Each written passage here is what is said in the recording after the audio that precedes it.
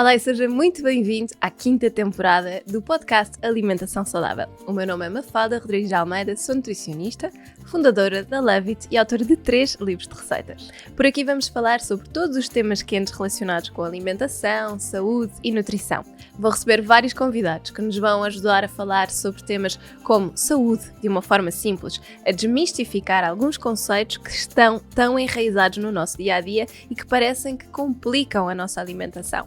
Vamos falar sobre bem-estar, sobre técnicas importantes para a prevenção de vários tipos de doenças e, mais importante ainda, para a promoção da saúde. Quero que este podcast venha simplificar a alimentação e ajudá-la a ter as ferramentas para ter um dia-a-dia mais simples, nutritivo e completo. Olá e seja muito bem-vinda a mais um episódio do nosso podcast. Hoje quero falar-lhe sobre o colagênio, um tema que me perguntam muito nas consultas, vale a pena, não vale, e normalmente está sempre associado ao avançar da idade, à aparência da pele, não é? Aquela questão do desenvolvimento de pequenas rugas para o cabelo, para as unhas. Há muita contra-informação, porque nós vemos estudos que já dão aqui algumas indicações interessantes para a suplementação com colagênio, outros que ainda mostram que é preciso muito caminho a percorrer para percebermos se faz ou não efeito, e de facto é uma área, um tema, digamos assim, sobre o qual eu gostava de falar um bocadinho aqui no episódio para ajudar a responder algumas destas perguntas. De facto, nós temos colagênio em vários pontos do nosso corpo, nós temos cerca de 35% de todas as proteínas do nosso corpo são proteínas do grupo da família do colagênio. Temos colagênio de vários tipos, nos ossos, na pele, etc., portanto nas articulações também, e temos efeitos diferentes. Aquilo que nós ainda temos algumas dúvidas, e aquilo que depois também lhe quero explicar um bocadinho, é realmente relativamente à questão da suplementação e, sobretudo, se de facto nós sabemos que vamos diminuindo a produção de colagênio cerca de 1% ao ano a partir dos 30 anos, nós sabemos que isso acontece. O que não sabemos ainda é até que ponto é que suplementando nós podemos ter efeitos, ou pelo menos efeitos na medida em que nós queríamos. Eu posso dizer-lhe que eu suplemento colagênio, não só porque tenho um problema osteoarticular, mas também por causa da questão da aparência da pele. Suplementei durante as gravidezes, embora lá está, não existe ainda muita evidência científica. Não tenho estrias, a pele voltou completamente ao sítio. Se isso é só do colagênio, não. Acho que isso tem a ver com a alimentação cuidada, a prática de exercício físico, também ter posto quilos de manteiga de karité durante estas fases. Portanto, acho que tudo junto ajuda, as massagens modeladoras, etc. Mas a verdade é que o colagênio pode ter sido mais uma coisa a contribuir para que eu não tenha sentido qualquer tipo de problemas na pele, por exemplo, durante essas fases, a estria, a flacidez, etc. Ok, Mafalda, mas isso depende muito do tipo de pele, certo? E depende muito do estilo de vida e também da alimentação que nós fazemos. Portanto, lá está. Eu acho que também é difícil, só em termos de ciência, conseguirmos chegar a conclusões ainda muito notórias, até porque o tipo de colagênio é diferente, a absorção é diferente, o organismo de cada pessoa é diferente, não é? Se nós tivermos problemas a nível intestinal, sabemos que vamos ter uma absorção diminuída, portanto, mesmo suplementando, tal como acontece com a suplementação de ferro, que nós podemos estar anos a suplementar e nunca conseguir subir os valores se o intestino não estiver bem. Isso é válido para qualquer outro tipo de suplemento, não é? Então, aquilo que quero abordar hoje um bocadinho é, de facto, quais é que são os tipos de colagênio, para que é que eles servem e, se eu quiser suplementar, quais é que são os cuidados que eu devo ter e como é que eu posso escolher, não é? Então, há aqui alguns colagênios, tipos de colagênios que eu quero salientar. Temos o tipo 1, que é o mais abundante no nosso corpo, que é encontrado principalmente na pele, nos ossos, tendões, ligamentos e no tecido conjuntivo, portanto, no cabelo, nas unhas, e é responsável por fornecer resistência e suporte estrutural a estes tecidos. Depois temos o tipo 2, que é encontrado sobretudo na cartilagem e que reveste as nossas articulações, principalmente vai manter a integridade e a tal flexibilidade. Por isso é que é muito diferente quando nós queremos suplementar também, perceber quais é que são os objetivos, ou, por exemplo, no meu caso, eu tomo um tipo de suplementos de colagênio que tem vários tipos e várias fontes diferentes para aumentar a capacidade de absorção, porque tenho também necessidades diferentes. Temos também o tipo 3, que é frequentemente encontrado em conjunto com o colagênio tipo 1 e que normalmente está mais na pele, nos músculos, nos nossos vasos sanguíneos e que basicamente o colagênio vai dar sempre esta questão da elasticidade. Portanto, as funções vão ser sempre essas. Depois, ainda temos um tipo 4 que é encontrado na membrana basal, que é uma estrutura que separa as camadas de células em tecidos epiteliais e, portanto, aqui mais parte da pele. E depois temos o colagênio tipo 5, que é encontrado em vários tecidos do corpo, mais uma vez, desde a pele, cabelos à placenta, desempenha um papel importante na regulação e crescimento celular e na formação destas pequenas fibrazinhas de colagênio. Então, além deste, existem muitos outros tipos de colagênio e realmente é importante percebermos que quando nós estamos a falar de colagênio não podemos estar só a falar daquilo que é o tipo 1 ou o tipo 2 e é importante quando vamos escolher um suplemento também percebermos exatamente porque é que há suplementos que dizem que são colagênio só para ossos e articulações, provavelmente são mais tipo 2, porque é que há suplementos de colagênio mais para a pele, se calhar são mais tipo 1 ou tipo 3, portanto mais esse género ou até mesmo tipo 4. Pronto. Então, onde é que nós encontramos o colagênio? Normalmente, nós encontramos colagênio nos alimentos de origem animal, é onde nós temos colagênio. Os alimentos de origem vegetal não têm, e estamos a falar de uma proteína que é encontrada nos tecidos naturalmente ou nas formulações de proteína. Por exemplo, nós podemos encontrar colagênio na clara de ovo, no leite e nos seus derivados, porque faz parte, é uma das proteínas dos compostos proteicos destes alimentos. Mas também conseguimos encontrar no músculo de animais como vaca, porco, peixe, frango, etc. Também conseguimos encontrar aí. Mas os alimentos podem fornecer nutrientes que são importantes na produção do colagênio pelo nosso corpo, não é? E, portanto, quando pensamos assim, ok, não consigo encontrar colagênio de origem vegana, certo? Então, onde é que eu consigo, de facto, encontrar colagênio que me possa ajudar a produzir mais ou nutrientes que me possam ajudar naturalmente a produzir mais colagênio. Temos naturalmente os alimentos que são ricos em fontes de proteína, portanto, ok, que eu não consigo encontrar colagênio naturalmente presente nas leguminosas, mas eu sei que, por exemplo, as leguminosas, o tofu, o tempê me vão dar proteína. Então, eu sei que eu vou ter uma boa matriz para conseguir produzir mais colagênio naturalmente. Eu falo muito disto, por exemplo, quando foi nos meus processos de pós-parto, eu tive 2 cesarianas e passei por aquele processo em que nós estamos a recuperar, não só de toda a parte da gravidez, mas pelo um processo de cicatrização pós-cirúrgica. Então, o que é que aconteceu? Nessa altura, eu já sempre estive durante todo o processo da gravidez a tomar colagênio, portanto eu já estava a dar aquele aporte, mas eu sabia que a possibilidade de absorção ainda poderia ser baixa. Então, na altura, para ajudar com a parte de cicatrização do meu corpo, uma coisa que eu me comprometi a fazer foi consumir mais quantidade de proteína e eu aí usava, e normalmente uso, as fontes de proteína na alimentação naturalmente, mas como era verão, uma coisa que me sabia muito bem fazer eram batidos com muita fruta, portanto, a reforçar também os alimentos mais crus para ajudar com esta parte do aporte de vitamina C e tinha sempre um suplemento de proteína que estava a usar, que é a proteína vegetal, que é o que eu gosto de suplementar, e estava então a dar ao meu corpo as fontes de proteínas para ajudar nesta parte de reparação dos tecidos e cicatrização, o colagênio e a vitamina C. Ou seja, eu tinha aqui um cocktail bombástico que ajudava a acelerar o processo de cicatrização muscular.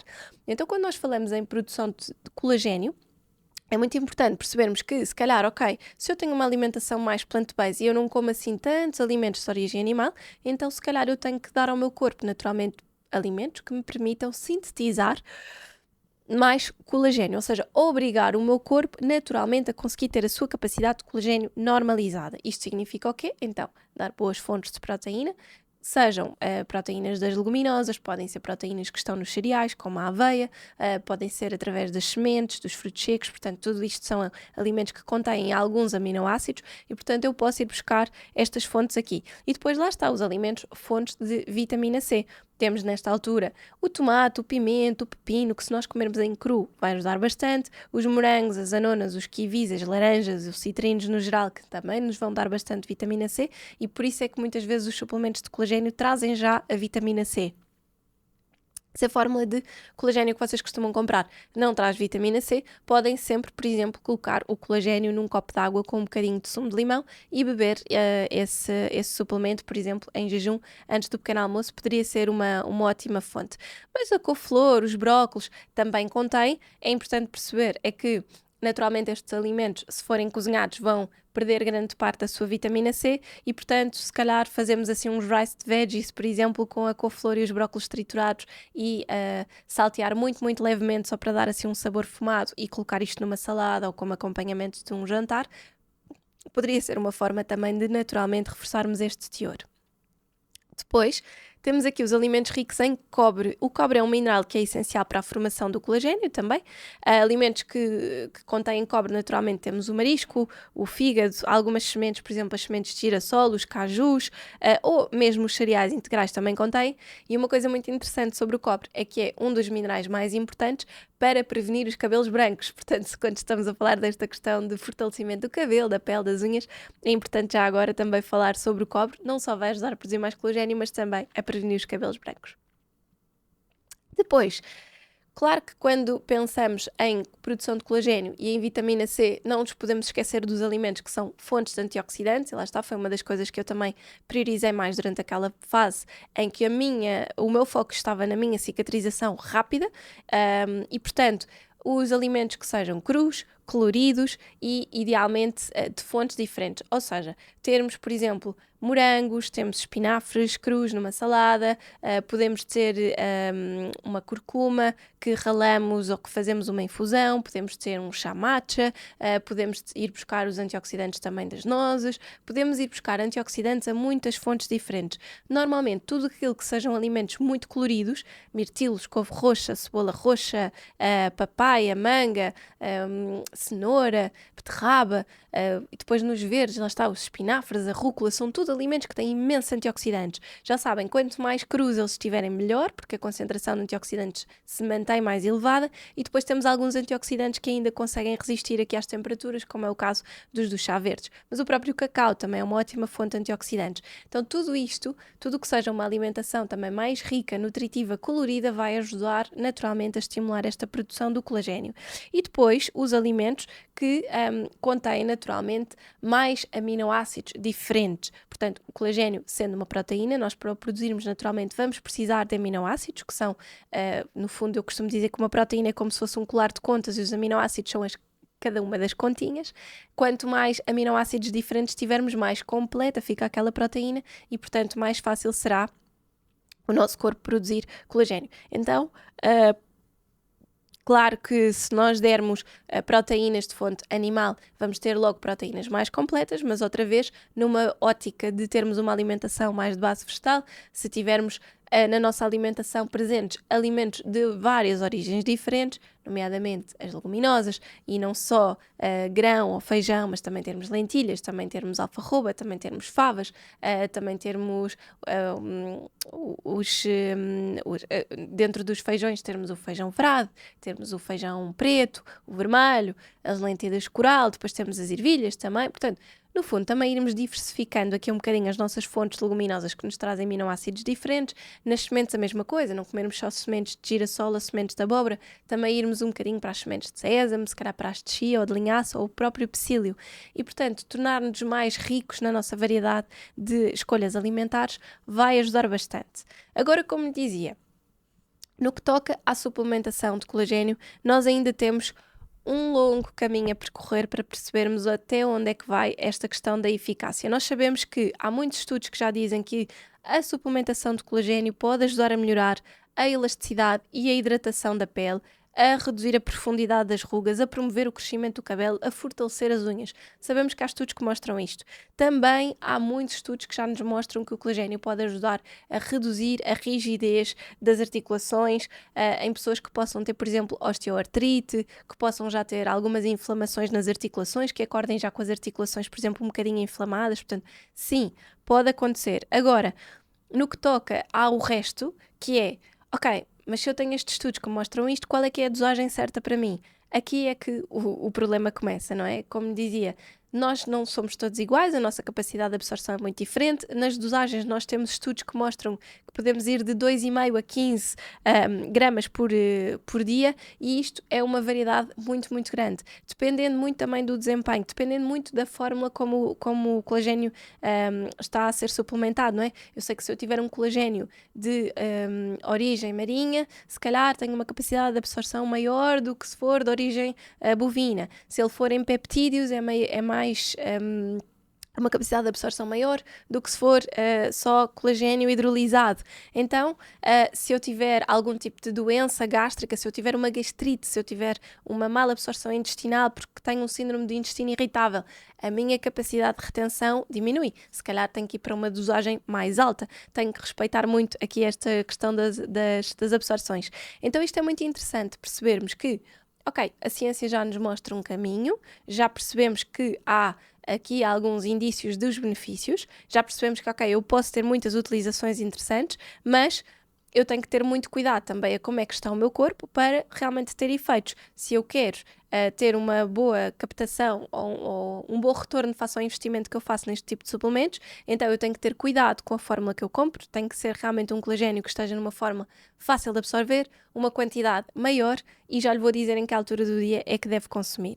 É importante também percebermos, como dizia, se o colagênio contém algumas coisas que nós dizemos que são precursores ou que realmente há aqui umas ajudas à produção de colagênio, nomeadamente ácido hialurónico, vitamina C, o cobre, não é? Que falávamos. Portanto, se for uma fórmula que já tem integrados estes nutrientes, nós ainda aumentamos a nossa capacidade de retenção. Então é muito interessante, e percebermos também se o suplemento contém aqui alguns antioxidantes. Por exemplo, os carotenos ajudam muito na absorção, se têm outros antioxidantes, por exemplo, as catequinas do chá verde, também é uma absorção muito interessante. Há já suplementos hoje em dia que têm colagênio com matcha, então já pode ser uma fórmula muito mais interessante para aumentar a absorção.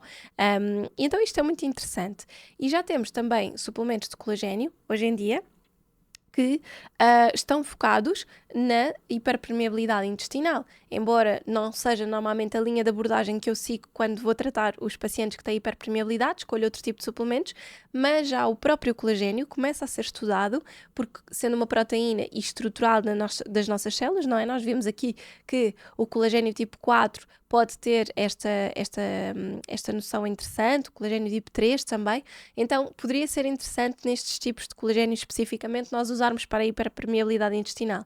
Mais uma vez, ainda há muitos estudos, mas lá está, considerando que existem cerca de 1000 estudos por ano a sair dentro destas áreas da microbiota e da flora intestinal, provavelmente vamos ter dados cada vez mais interessantes nesta área.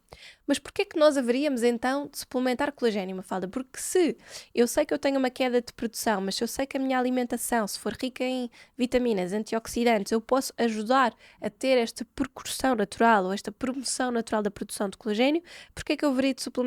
Então, primeiro porque se eu tiver necessidades específicas, isto pode-me sempre ajudar, não é? Porque se eu sei que há uma quebra natural da produção de 1% ao ano, a partir dos 30, 35, eu sei que se calhar quando chegar aos 60 eu vou produzir se calhar menos de metade. E eu sei que o colagênio está presente em muitas partes do meu corpo.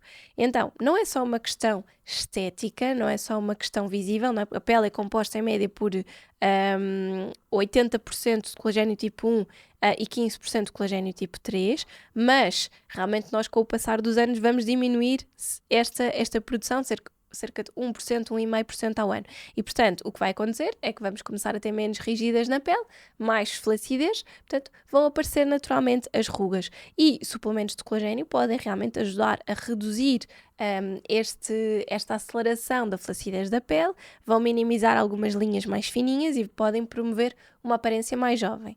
Isto não é uma solução 100% viável, não é? Como é óbvio, estávamos a falar da questão da absorção. Eu sei que isto pode ajudar a atrasar um bocadinho. Não vamos deixar de ter rugas. Existem muitas outras coisas que podemos também fazer, os bioestimuladores e outros tratamentos que falaremos noutros episódios. Mas realmente a questão do colagênio, se nós vamos minimizando, se eu suplementar colagênio, posso ajudar a atrasar um bocadinho este aparecimento e esta questão da flacidez da pele. E lá está, foi uma das minhas principais motivações durante as gravidezes, foi realmente dar capacidade de elasticidade à minha pele, porque invariavelmente a pele ia esticar por todo lado.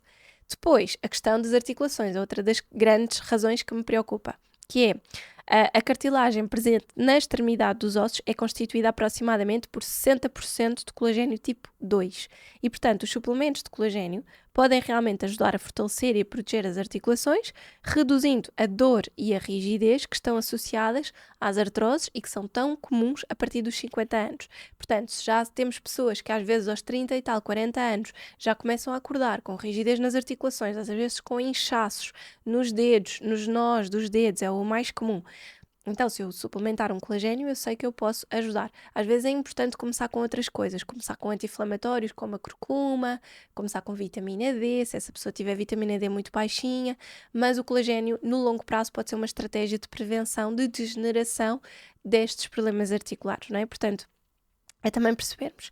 No que toca aos cabelos e às unhas, também, nós, como vimos aqui, o colagênio é parte integrante destes tecidos, portanto, a suplementação pode ajudar a melhorar a aparência e a resistência, aqui não tanto para o crescimento do cabelo, no sentido de aumentar a quantidade de cabelos que nós temos, mas mais para fortalecer o tipo de tecido, ou seja, para quem tem um cabelo que não cresce, que parte muito facilmente, então o colagênio pode ser uma boa ajuda, ok? Não necessariamente ajudar a reduzir a queda, mas ajudar a reduzir a quebra e a fragilidade do cabelo. No que toca também à saúde óssea, é muito importante, porque a matriz orgânica é composta principalmente por colagênio do tipo 1, que corresponde a até 35% da nossa estrutura óssea, e, portanto, o colagênio desempenha um papel muito importante aqui na nossa estrutura dos ossos e vai ajudar a promover mais esta densidade da nossa matriz óssea, ou seja, vai ajudar muito a prevenir fraturas. À medida que os anos passam, e sobretudo nas mulheres acima dos 50 anos, nós temos tendência para ter uma grande perda da nossa densidade óssea. Se não tivermos colagênio, esta perda de densidade combinada com falhas de colagênio, a pessoa cai e quebra uma fratura óssea na certa. Se conseguirmos manter alguma estrutura de massa muscular, que também o exercício físico com incidência na parte de força, ou seja, de treino que reforça a massa muscular, vai ajudar muito aqui. Portanto, se nós conseguirmos insistir mais neste tipo de treinos, nós vamos realmente estar a trabalhar muito para o fortalecimento da nossa matriz óssea e evitar, de facto, não só a perda de densidade, como também as fraturas. E depois temos então a parte digestiva, porque o colagênio é uma parte muito importante do revestimento do trato gastrointestinal e vai ajudar a fortalecer e a proteger o nosso sistema digestivo. Se nós tomarmos suplementos de colagênio que possam ajudar a promover a saúde digestiva, podemos reduzir um bocadinho a inflamação, melhorar a integridade da mucosa. Mas lá está, aqui ainda existem muitos estudos. Eu acho que suplementos de colagênio, quanto mais completos, não é? com aqueles todos subtipos, se calhar tem tipo 1, tipo 2 e vá que não tem o tipo 3, mas tem o 4 e o 5, por exemplo, todos integrados, nós podemos ter aqui uma complementaridade de benefícios muito maior. Agora, claro, se eu quero colagênio para tudo, se calhar eu vou ter que tomar uma concentração maior. E aí depois o problema é esse, é até que ponto é que fazer tipo uma dupla dosagem, em vez de tomar as tais 15 gramas ou 12 gramas, tomo duas vezes. Se o meu corpo tem capacidade de retenção e de absorção, já é outra história. Por isso é que eu digo que ainda faltam aqui muitos estudos para perceber até onde é que nós podemos ir nesta questão da suplementação. Existe uma outra dúvida que tem surgido também, que é eu, como sabem, acompanho muitas pessoas com problemas de saúde digestiva e, portanto, há muitas pessoas que querem fazer suplementação de colagênio, por exemplo, pensando numa alternativa à proteína whey. Pensando assim, ok, eu sei que o colagênio é uma proteína que tem vários benefícios para o meu corpo e, portanto, se calhar, se eu não me dou bem com proteína do leite e se eu quero uma proteína que possa ser mais interessante, talvez o colagênio. Nestes casos, eu não recomendo muito o colagênio. Porquê? Porque o colagênio é uma proteína estrutural que compõe normalmente pele, ossos, tendões, ligamentos e tecidos conjuntivos e que, embora seja uma proteína que é importante para a nossa saúde, o colagênio não é considerado uma fonte completa de proteína. E, portanto, ele, como não tem todos os aminoácidos essenciais, o colagênio não é tão presente como uma proteína em termos de matriz da parte da nossa estrutura muscular, como uma proteína whey, ou como uma proteína bovina, ou de clara de ovo, ou até mesmo as proteínas vegetais, não é? E, portanto, da mesma maneira que eu, quando tenho um suplemento de proteínas vegetais, se eu quiser usar um suplemento de proteína de origem vegetal para ajudar a reforçar a massa muscular, eu vou sugerir sempre que a pessoa escolha um suplemento que tem uma complementaridade proteica, portanto, se calhar tem soja, ervilha, arroz, sementes de abóbora, chia. Pronto, tem assim várias fontes diferentes. Porquê? Porque eu preciso que a pessoa que está a suplementar proteína tenha os aminoácidos essenciais todos. No colagênio é um bocadinho a mesma coisa. Pensando numa troca direta, se fosse só colagênio, não seria muito interessante.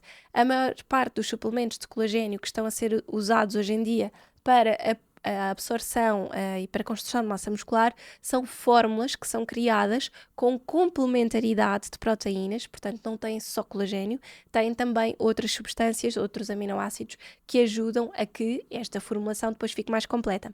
Então, eu não diria que à letra se possa substituir. Da mesma forma que quando fazemos as proteínas vegetais devemos ter este cuidado, com o colagênio também. Agora, se eu fosse trocar a proteína whey por uma proteína de clara de ovo ou por uma proteína bovina, como são proteínas que têm uma complementaridade de aminoácidos que as torna proteínas completas, eu já não teria essa questão. Se eu tivesse que aconselhar, normalmente aconselho sempre uma proteína vegetal, como referi, é a que tomo, e normalmente ter este cuidado de serem proteínas o menos processadas possíveis, porque depois também é uma questão, não é? Eu quero suplementar uma proteína para dar ao meu corpo aqui mais estrutura, mas depois as proteínas têm adoçantes, têm aromas, aquilo é uma porcaria pegada. Portanto, se eu quero tomar uma proteína de qualidade, então eu vou escolher algo que tenha só proteínas, eventualmente pode ter um conservante, não é? Obviamente estamos a falar de produtos que se podem estragar muito facilmente, são produtos delicados, mas terem atenção também que algumas proteínas vegetais, por exemplo, a que eu tomo tem essa característica, têm enzimas digestivas, o que facilita muito o processo, porque as pessoas que têm sensibilidade digestiva e que não se dão muito bem com leguminosas têm sempre algum receio de tomar uma proteína de ervilha e de ficarem com a barriga inchada. Então as fórmulas, lá está mais uma vez, as fórmulas e a ciência têm evoluído nesse sentido, criam aqui um complexo que também tem as enzimas digestivas. Nos suplementos de colagênio, lá está, se eu estivesse a falar de um suplemento de colagênio como o que eu tomo para osso e articulações, não seria um bom substituto de proteína whey, por exemplo, para construção de massa muscular. A dosagem também, lá está, um scoop é feito de 12, 15 gramas no máximo de suplementos de colagênio. Proteína whey estamos a falar de 26, 30 gramas. As proteínas vegetais idem, portanto eu tinha que fazer uma sobredosagem de colagênio que não sabemos até que ponto é que tem uma capacidade de absorção assim tão boa e também eficácia para a construção de massa muscular. Então, para já, à data em que é gravado este episódio do meu podcast, o meu conselho vai nesse sentido. Não usar o colagênio como um substituto de proteína whey para a construção de massa muscular. Não quer dizer que isto não mude, não é? A ciência está sempre a evoluir, mas para já ainda não. Acho que há outras alternativas que são um bocadinho melhores. Então, e a última dúvida que normalmente também surge sempre é: quando é que nós devemos tomar suplementos de colagênio? Então, idealmente com o estômago mais vazio possível, portanto, de manhã em jejum ou então à noite antes de dormir. E existem alguns estudos muito interessantes que mostram que nós à noite libertamos mais hormona de crescimento e que o colagênio é mais bem absorvido no nosso corpo quando nós temos mais concentração de hormona de crescimento. Então isto significa que a melhor altura para tomar suplemento de colagênio seria à noite antes de dormir. Mas lá está, para muitas pessoas que como eu são um bocadinho esquecidas, o de manhã em jejum também funcionaria. Já sabe, deve ter sempre o cuidado de juntar uma fonte de vitamina C ao seu suplemento. Pode colocar um copo de água com um bocadinho de sumo de limão e o scoop de colagênio. Ou então, se a fórmula já tiver vitamina C, não tem que se preocupar muito com isso. Ou mesmo se depois fizer digamos que era no pequeno almoço, se eu tomar aquele suplemento de colagênio e depois a seguir tiver fontes de vitamina C, um kiwi, por exemplo, ou se comesse uma laranja ou uma tangerina ou morangos, acabaria por ter essa vitamina C e, portanto, tinha esse teor assegurado. Mas realmente é interessante percebermos que não é em qualquer altura do dia. A maior parte dos suplementos de colagênio que têm maior capacidade de absorção são assim em pó e não em cápsulas. Por isso é que eu falo muito nesta questão dos scoops. Existem cápsulas, mas aquilo que temos em termos de evidência é que a absorção não é tão boa. E já sabe, quando procurar um suplemento, procure idealmente estes que têm esta tal fórmula de peptídeos, que é, no fundo, como se, lá está, o colar de contas estivesse completamente quebrado, apenas em continhas pequeninas, e, portanto, nós aumentamos a capacidade de absorção. Agora, claro, se eu tiver uma pessoa que tem uma gastrite, como dizia, que tem alterações de pH, às vezes pode não ser uma gastrite muito ativa, mas a pessoa não tem boas digestões, se for uma pessoa que está sempre com a barriga distendida, inchada, ou que tem uma alimentação que é muito pró-inflamatória, muito rica em açúcares, hidratos de carbono muito simples, uma pessoa que tem excesso de peso, vai sempre comprometer a absorção de tudo o que sejam micronutrientes no nosso organismo. Uma pessoa com um grande desequilíbrio na flora, com uma SIBO, com uma disbiose, vai ter também uma absorção diminuída. Por isso, antes de procurar suplementar o que quer que seja, eu acho que é muito importante começar pelos básicos, não é? Corrigir aquilo que não está tão bem na alimentação, corrigir o intestino e se calhar passado 1 mês ou 2 desta correção, eu já posso começar a introduzir os suplementos. E eu falo nisto muito pela minha experiência com o síndrome de cólera irritável, não é? Realmente é uma... Lá está, não é uma doença, mas é uma síndrome, pronto, um conjunto de sintomas que tendem muito a comprometer esta absorção de micronutrientes e, portanto, eu posso literalmente estar a deitar dinheiro à rua se eu não fizer as coisas bem feitas. Portanto, quando falamos em colagênio é também realmente importante conhecermos o nosso estilo de vida, percebermos em que ponto é que nós estamos, se temos coisas a corrigir, não vale a pena ir já para os suplementos que possam realmente não atuar. Se calhar eu prefiro desinflamar o meu intestino, ir mais para a curcuma, para a vitamina D, trabalhar primeiro o terreno para que depois, quando eu coloco o colagênio, as coisas terem realmente uma eficácia muito superior. Mas lá está, gosto sempre de reforçar isto porque este podcast é feito sempre com a premissa de que nós estamos a procurar informação fidedigna e não ir para a contra-informação que existe no Dr. Google, não é? Então, quando nós tentamos ir para uma informação mais fidedigna, gosto sempre que vocês entendam que realmente pode não ter assim tanta evidência e pode ainda haver muitos estudos, mas se mal não faz e se eu acredito que me possa ajudar, se eu sinto benefícios por exemplo, uma forma muito mais fácil da pessoa sentir isso do que com a questão da pele, das rugas, etc, que essa é mais complicado, mas se for uma pessoa que realmente tenha rigidez nas articulações ou dores nas articulações, é uma pessoa que vai muito mais rapidamente e muito mais facilmente conseguir encontrar benefícios, porque se começa a tomar e nota mais mobilidade, claramente está a fazer efeito, não é? Mas ok, pode ser uma pessoa que ao mesmo tempo começou o colagênio e também mudou comportamentos. Certo, mas quer dizer, isto é uma pescadinha de rabo na boca, não é? A pessoa depois também tem medo de deixar de tomar porque se já se está a sentir melhor, não quer deixar de tomar. Quanto tempo é que eu tenho que tomar colagênio? Eu posso tomar colagênio sempre, posso nunca parar de tomar colagênio, ok? Porquê? Porque se eu sei que eu estou a perder 1 a 1,5% ao ano em média, então, se eu estiver sempre a repor, eu posso estar sempre a ajudar. Vai haver uma altura em que deixa de ser necessário? Se calhar não é? Porque se acima dos 50 anos, depois se calhar a pessoa pensa assim, ok, já tenho tantas rugas que isto já não é um tema, mas se calhar continua a ser, não é? Porque não é aos 50 que isso deixa de ser um tema, mas se eu sei que eu vou ainda ter mais fatores que levem à degeneração osteoarticular, se calhar eu ainda vou ficar mais atento. Portanto, eu acho que isto é tudo uma questão de prioridades, mas se há suplemento que tem uma perspectiva de continuidade, tal como a vitamina D, que isso é o que eu costumo dizer, vitamina D é para fazer parte do nosso dia-a-dia, o colagênio é um bocadinho a mesma coisa, ok? Portanto, não há assim um início, um meio, um fim, propriamente um tratamento de colagênio, porque é uma coisa de perspectiva que nós devemos fazer sempre, mas claro, se tivermos cuidado com tudo o resto, com o intestino, com uma boa alimentação, nós vamos ter uma capacidade de o manter e de continuar a ajudar o nosso corpo a produzir muito mais elevada do que se tivermos uma alimentação desadequada, em que se calhar esta queda deixa de ser 1,5 e passa a ser 2 ou 2,5, o que se acentua muito mais nesta questão da flacidez e das rugas. Já sabem que o stress tem aqui um papel muito impactante, mas o resto também. Espero que tenham gostado. Um beijinho e vemos para a semana.